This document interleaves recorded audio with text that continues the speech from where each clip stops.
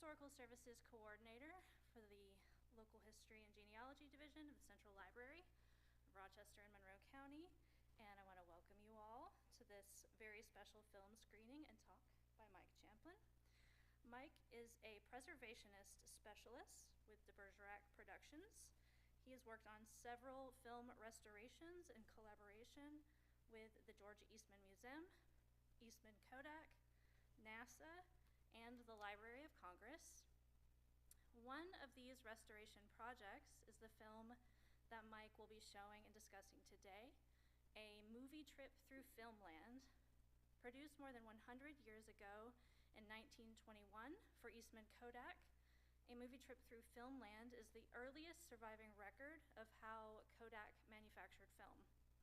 We are honored to have Mike here today to share this significant relic of Rochester history with us. So without further ado, please join me in welcoming Mike Champlin.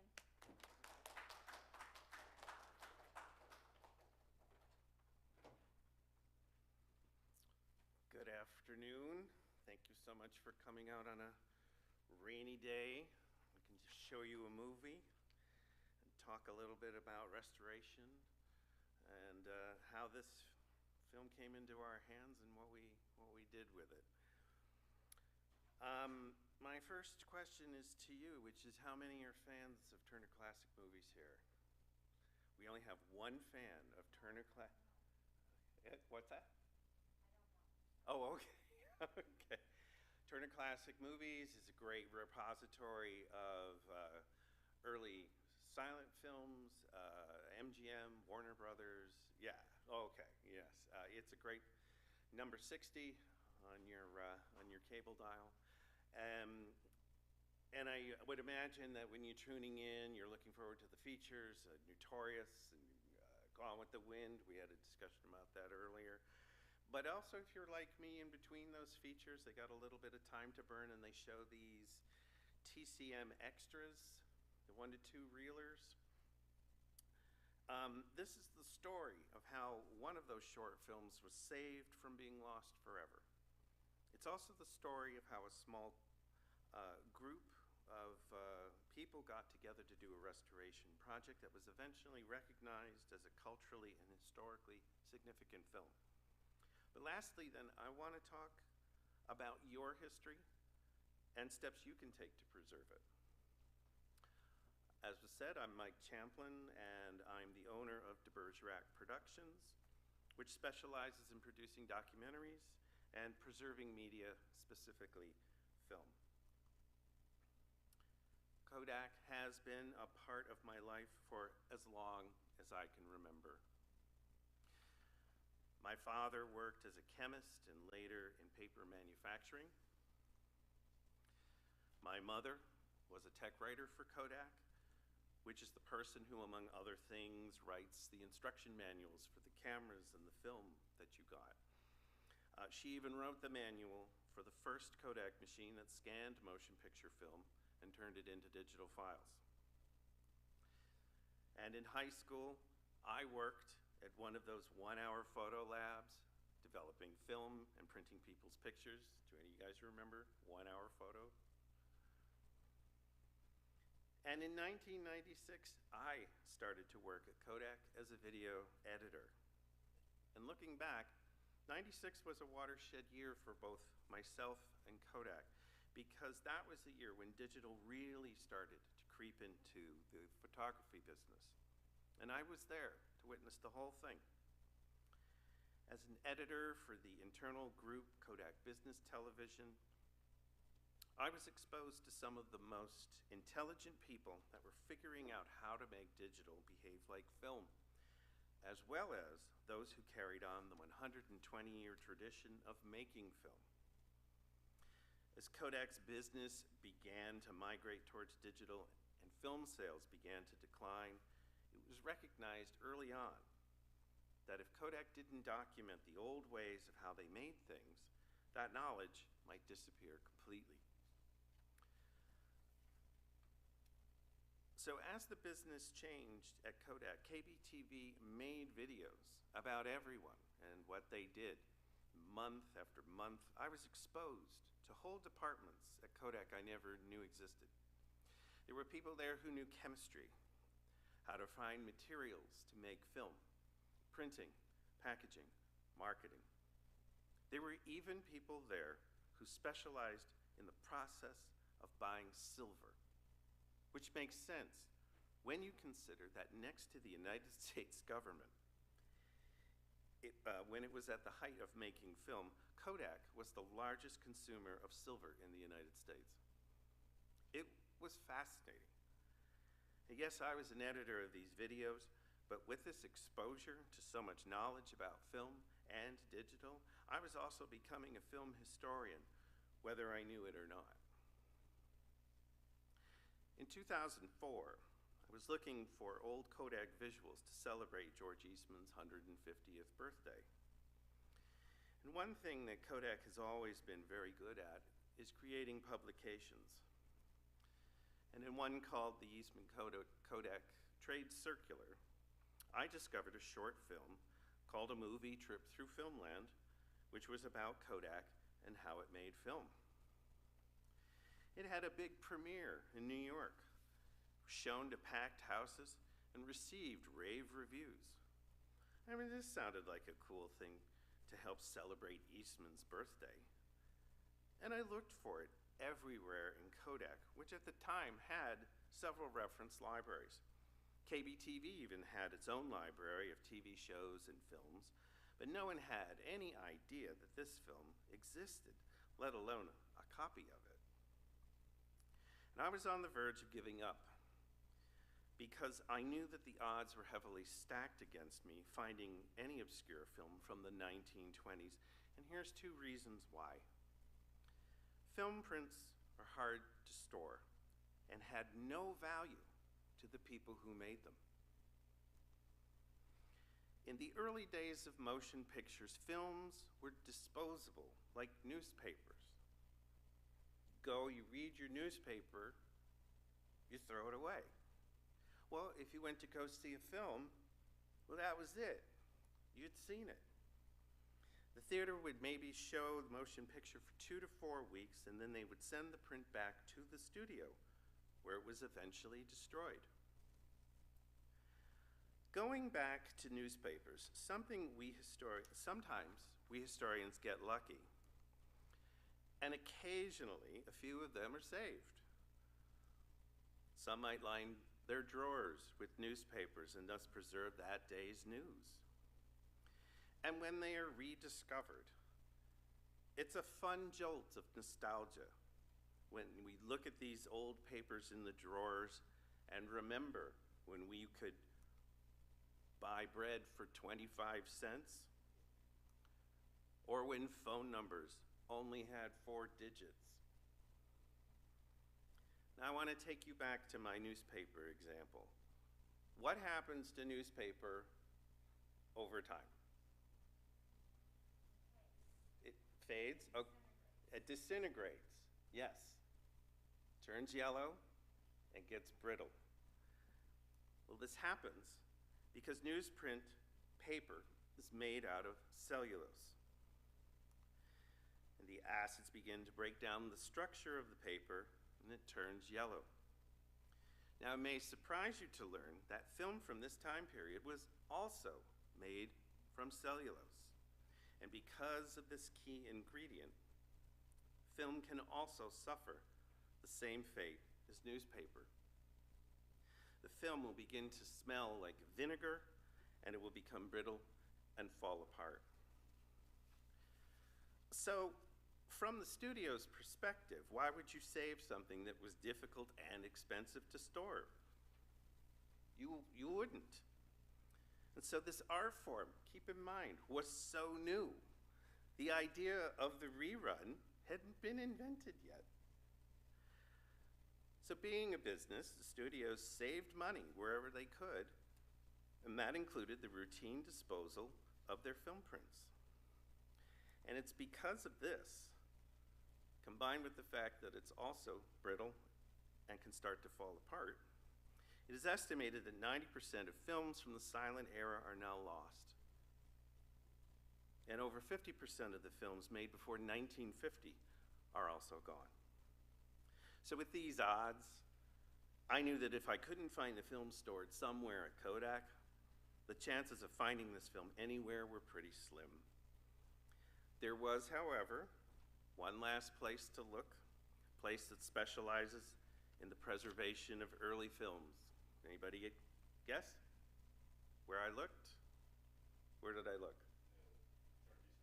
George Eastman Museum. Good crowd, good crowd. That's right. And luck was on our side.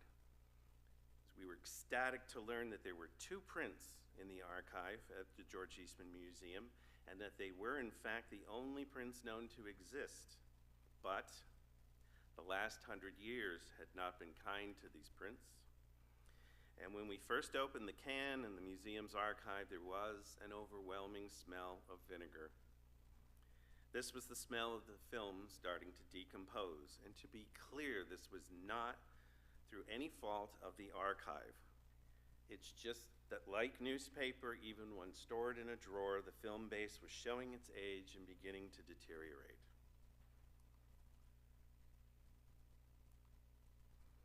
So what could I do?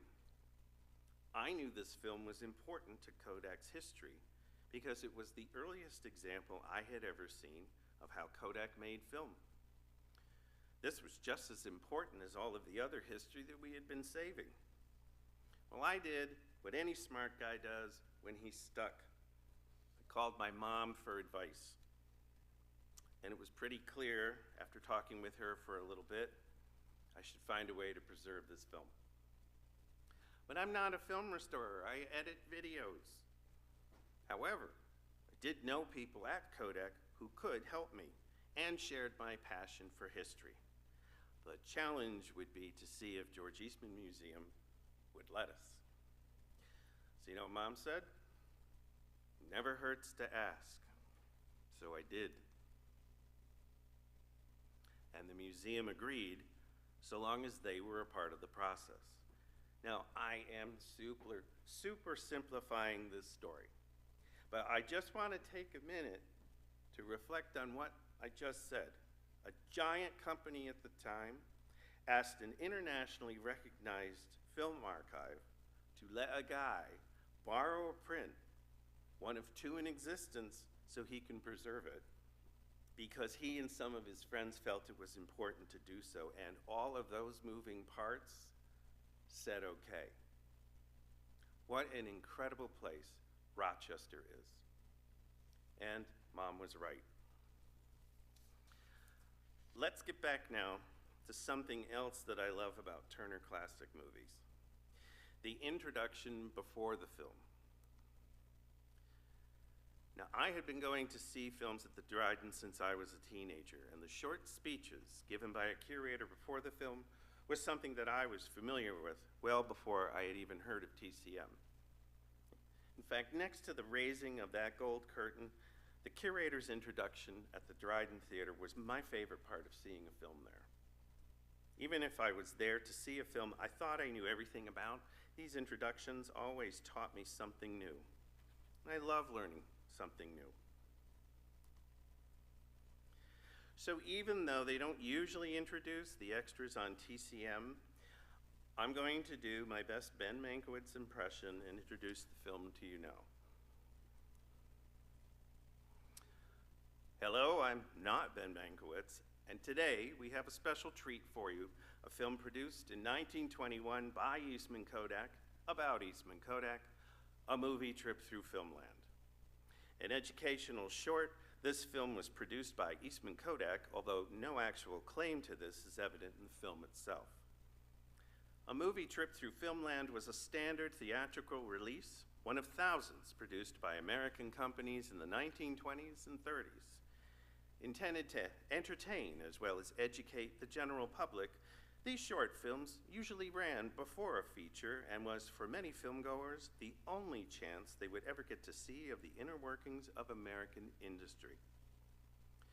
Produced by the advertising trio of Bosworth, DeFriend, and Felton, the film premiered at the Rialto in New York City on December 17, 1921.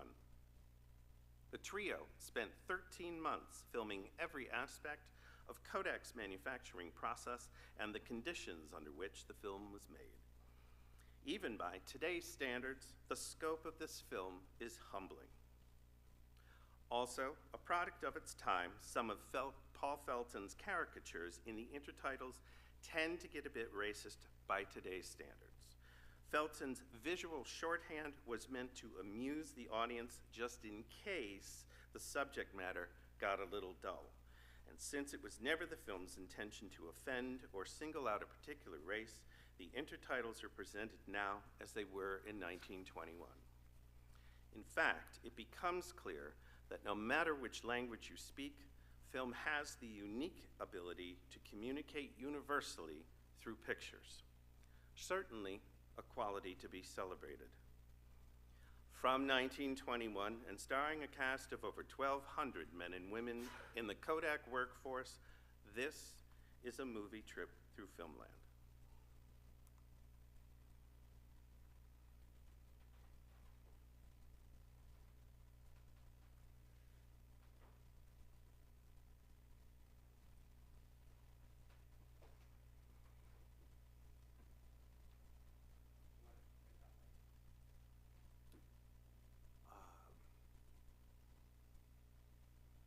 Here.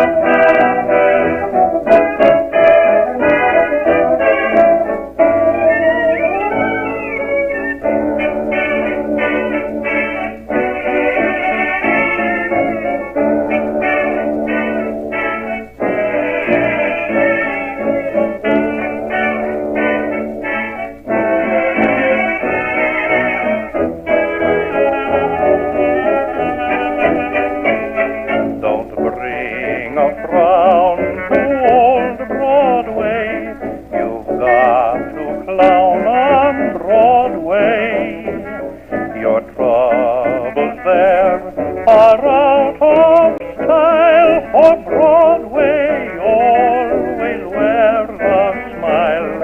A million lights, they flicker there. A million hearts beat quicker there.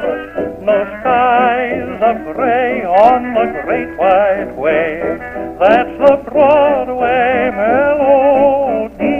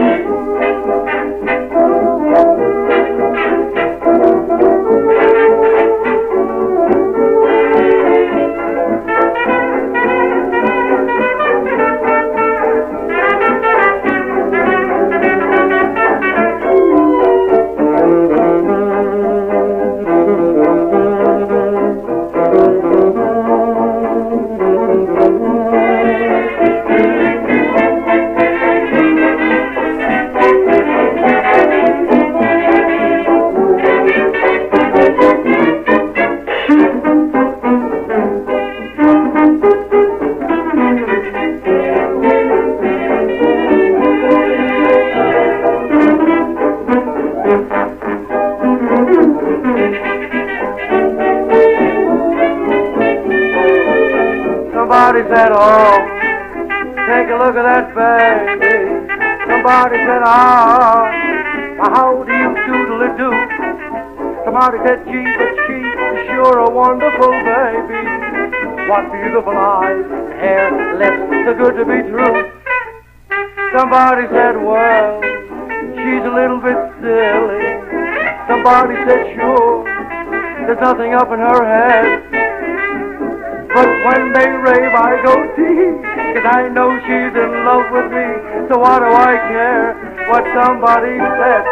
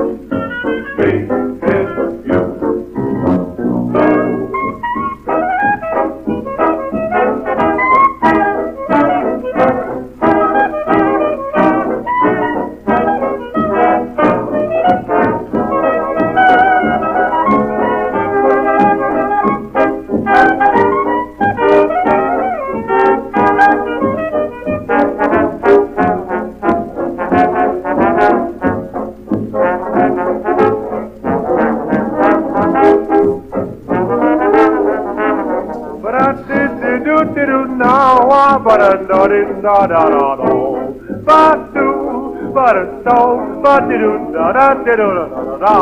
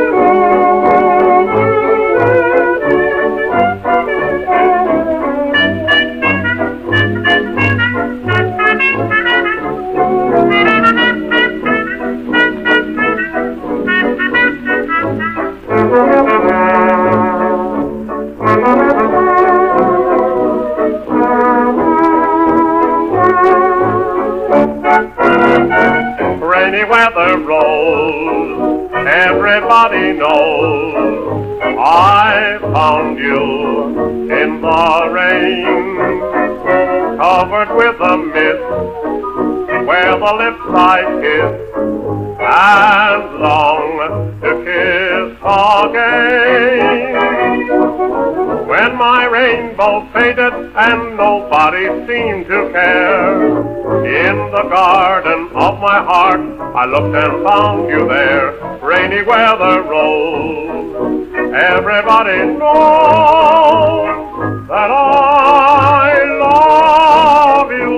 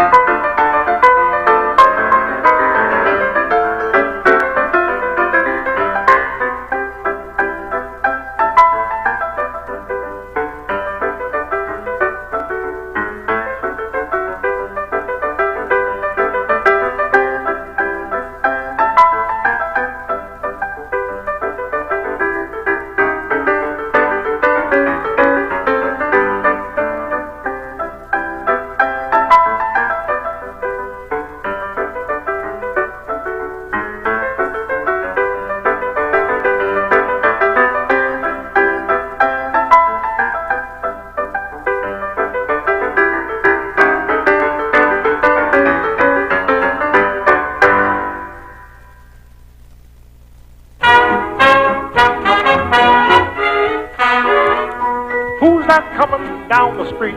Who's that looking so petite? Who's that coming down to meet me here? Who's that, you know who I mean?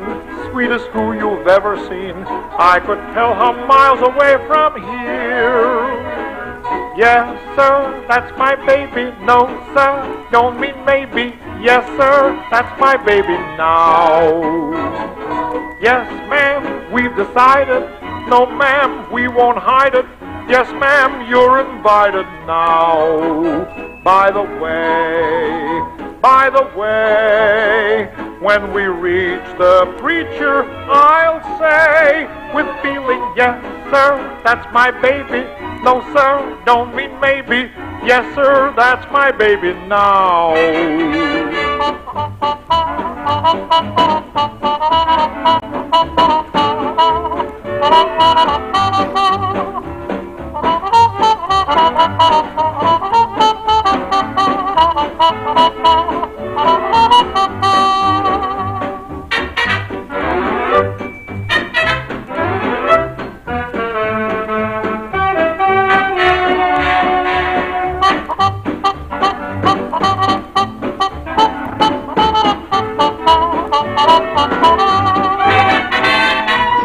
Yes, sir, that's my baby. No, sir, don't mean maybe. Yes, sir, that's my baby now. Well, look at that baby. Do tell, don't say maybe. Nell's bells, won't she cause some row? Pretty soon, we will hear that Lohengrin tune. Who for should she be, sir? No one else but me, sir. Yes, sir, that's my baby now.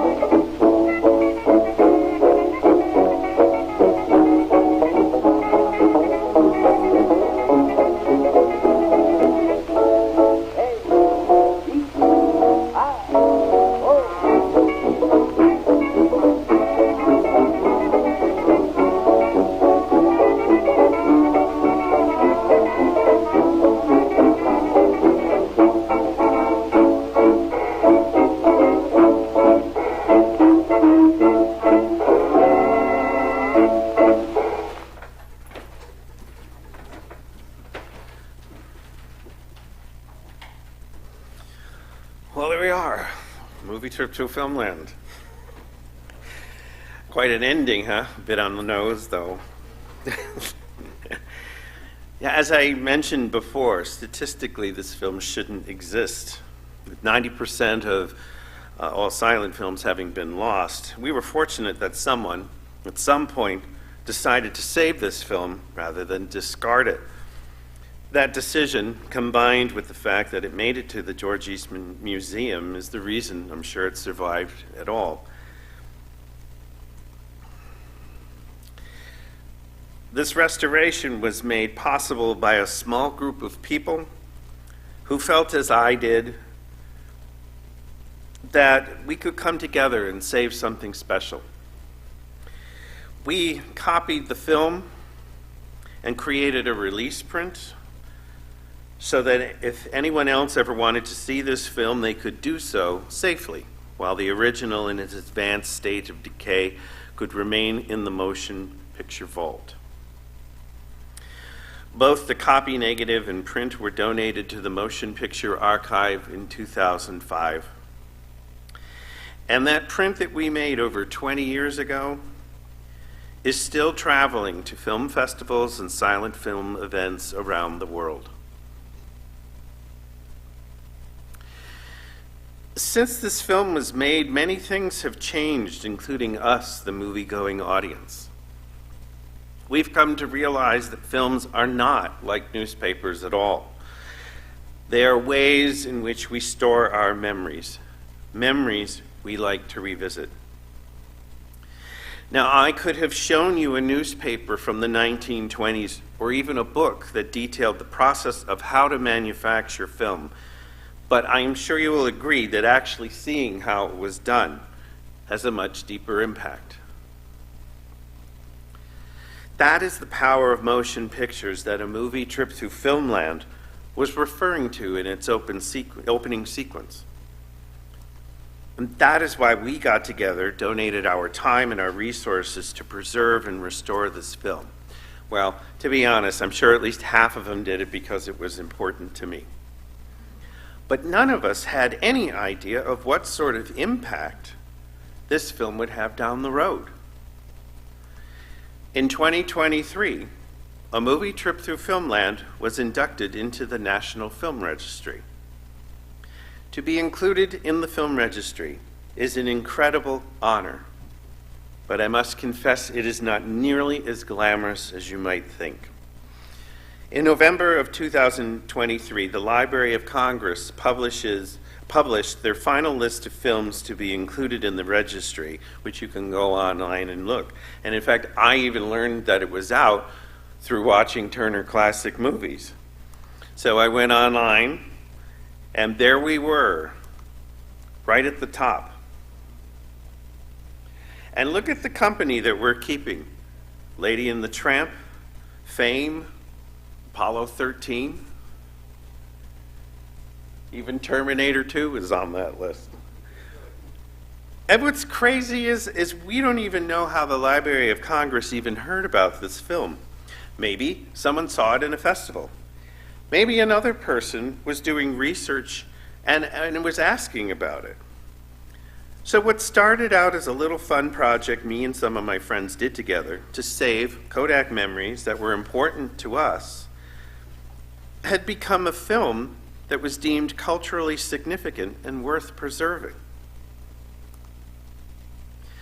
At the beginning, I mentioned that my company does two things. We produce documentaries and we preserve media like films and videotape. When we make a documentary, especially one with a historical component to it, we conduct interviews with people who are experts at that time. We talk with people who lived in that time as well. And when we edit that documentary, we might add pictures to the interview to illustrate or strengthen the impact of their story. We call these additions B-roll. And in a way, I've been using B-roll here with pictures in my PowerPoint slides.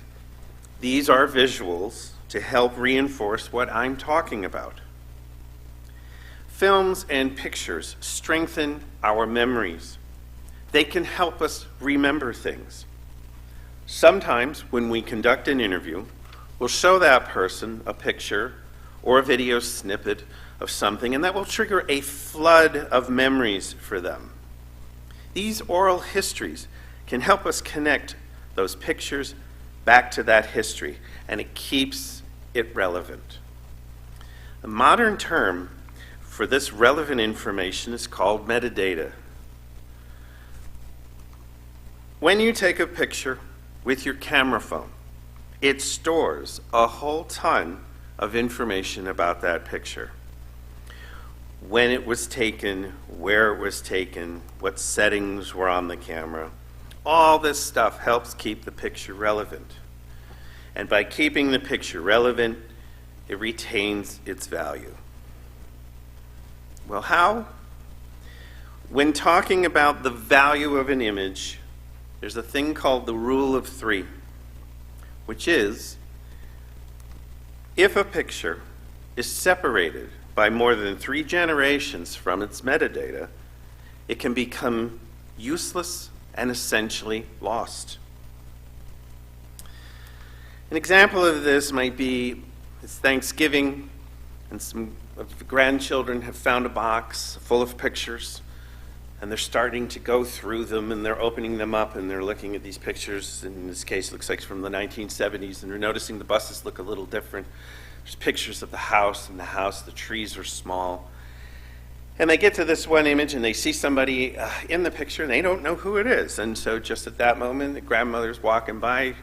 She's about to take a rest or something, and she just looks down, and they say, "Hey, Grandma, who's this in the picture?" And then you look down, she looks down, and she says, "Oh, that's your Uncle Brian. You know, your Uncle Brian, he introduced me to your grandfather." And then you might start telling a couple of little bits of story, then they nod off, and that's it, that's all. But my point is that you've just, made the picture more valuable because you were able to recall the metadata of who was in that picture. That's the rule of three. The grandparent talking to the grandchild is a span of 3 generations. And if she hadn't walked by at that moment and shared what they knew about the picture, it might have become worthless down the road and be discarded because no one remembers who's in it. So what is another way that we can record important information with a photograph? What can we do? A real one you hold in your hand. Come on, there's interns here. What do you do with it? What do you do with the picture? You what? Write it on the back. That's it, right there, gold star. That's what you do. For printed photos, we write on the back of them a date, a place, a time. Well, this is metadata too. One last thought that I want to leave you with, and it's most important, is that history matters. History is at its strongest when we can connect to it. And sometimes that connection is so strong, we feel it. And you never know when or where it will become a source of inspiration for someone else. Our history is also how we can make a difference in the future. Now, I know that some of you out there are probably having some mixed emotions about archiving your media, your pictures, your videotapes, audio cassettes, just sitting there, giving you the gills. Well, I know how you feel. When I started my presentation, I admitted I didn't know anything about preserving film, preserving history. The thought of it was a bit overwhelming, intimidating. I called my mom. I was so intimidated. But I will share with you, preservation is also very rewarding and an important thing to do. And that's why I urge you to do what we did. Preserve your history by keeping it relevant and attaching metadata to your pictures and movies if you still have any. If you have movies and you still have a working projector, show them the next time you get together with your family. Talk about what you're seeing and record what you say. Your cell phone is a great tool for this. Follow the rule of three to preserve your history's value. Now, I know this might sound odd coming from a guy who loves film so much, but digital is a great tool for historic preservation. If you have the means, digitize your films and make them accessible to the next generation. Digital can make your films accessible. You saw I didn't bring a film projector. But digital has its flaws, and so I digitized Movie Trip so I could show it to you, but I also had an actual print made of the film as well. Digital currently is not as permanent as a print, so always keep this in mind. If you have pictures, get them printed, and write notes on the back of them. And lastly, if you are looking at that box and you have no idea what to do, ask for help. As Mom said, it never hurts to ask. This library is a great resource for advice and has equipment to help you. Historical societies are a wealth of information. Your history has value. Even if it's just something that you do for yourself, you might find that history inspiring others and someday becoming culturally and historically relevant. I want to thank you for this privilege to share my story with you today. And I'll answer any questions that you may have.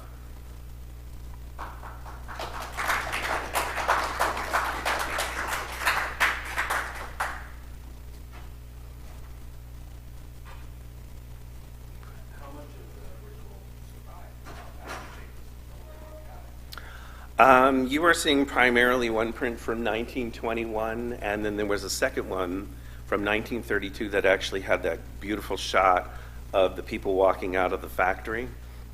You'll also notice, also at noon, when they talked about the park, that was added back in from that print from 1932 as well. So we believe that this is the most complete version. It's 99 to 100%. Because recently what turned up was the copyright notice that was handed in with the film in 1921, and it listed all the shots. And it looked like every shot was there.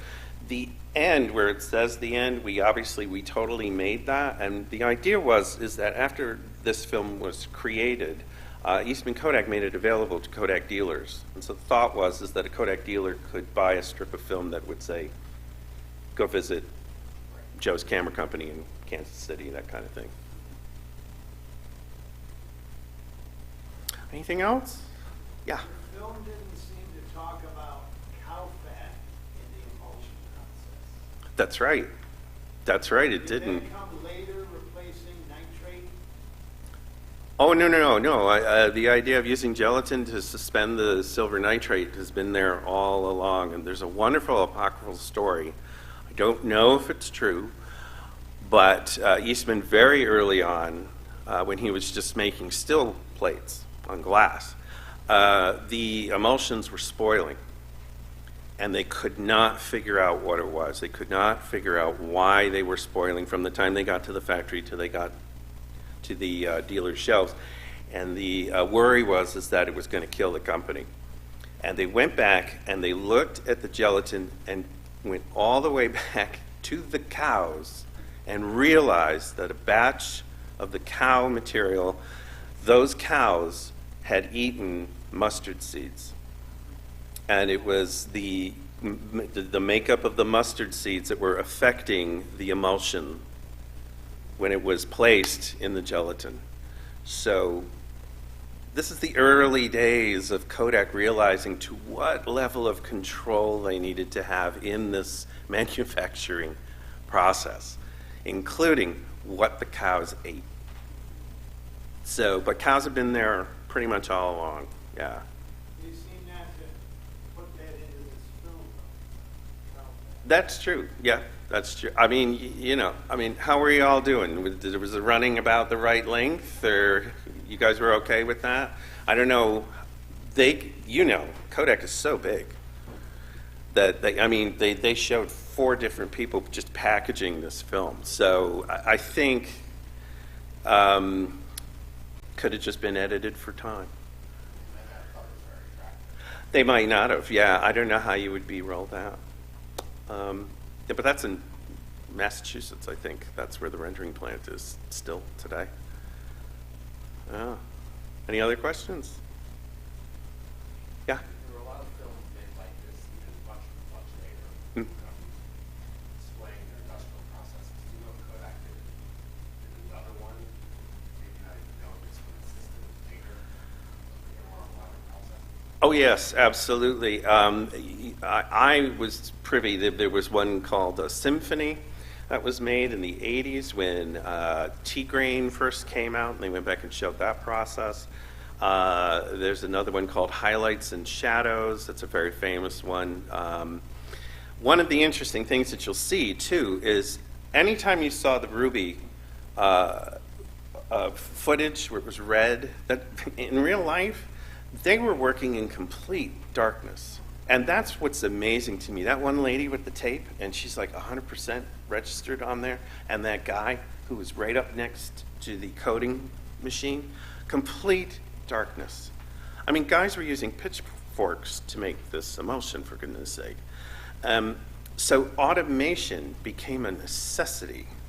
I mean, you saw all those guys standing over the the nitrating bowls. You know, it was like, so you had to start to get machines in there just because of the tediousness of film production. So as that technology progressed more and more, they usually came out with a film about every 10 years or so, to be honest with you. Interesting to see the juxtaposition. Yes, absolutely. I can tell you from my recollection as you bring it up, I don't ever remember them talking about where the gelatin comes from.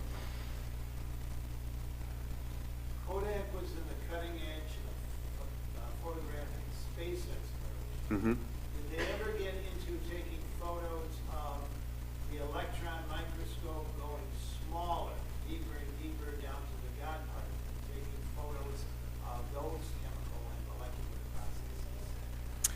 That's an excellent question. I can't answer it except that I know that microscopy was very important to them very early on as they developed color photography especially and needed to be able to see things like the layers and stuff.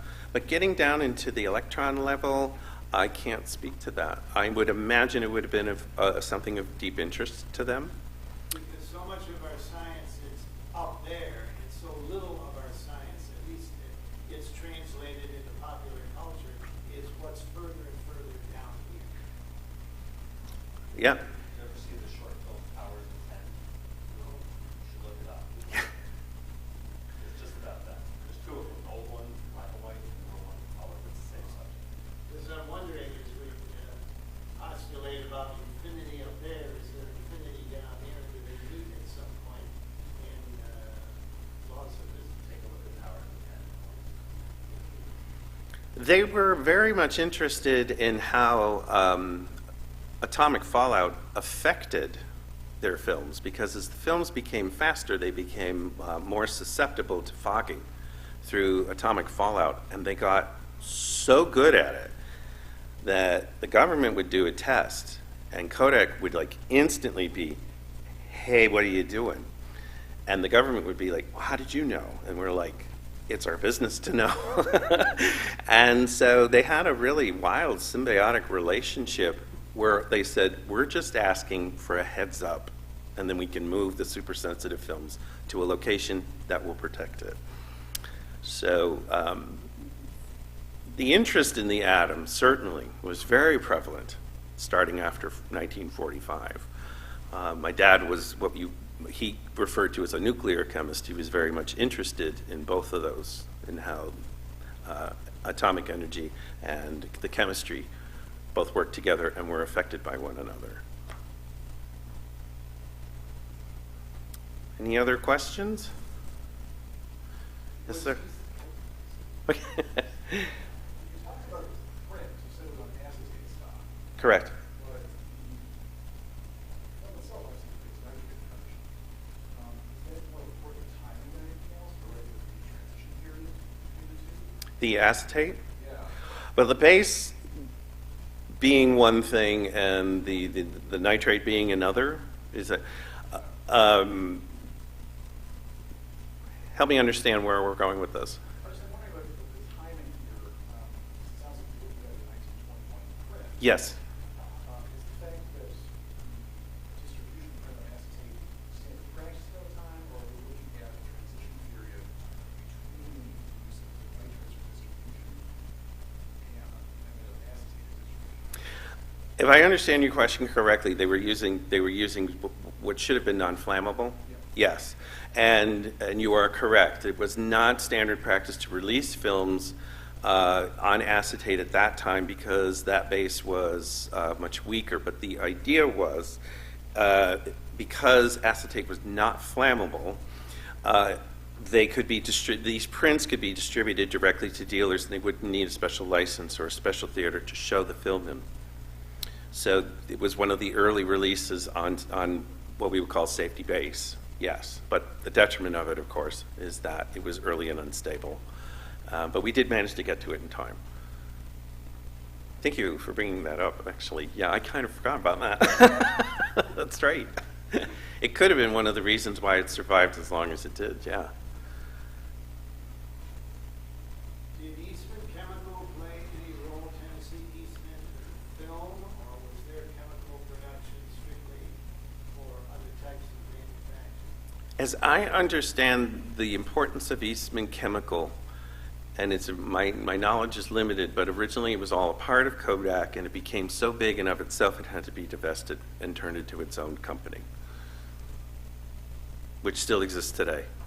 And doing very well. Yes, I think they're in Gray, Tennessee. You do what the government tells you. This is how big Kodak was. Remember I said they were the largest consumer of silver. They would occasionally make phone calls telling them to cut it out when they were doing their atomic tests. I mean, you know, you get that big, you sometimes get a knock on the door and says, hey, you're getting too big. Well, again, I'm grateful to all of you for coming out today, and I hope to be able to present more of my restorations in the future. So again, thank you so much for coming. Thank you.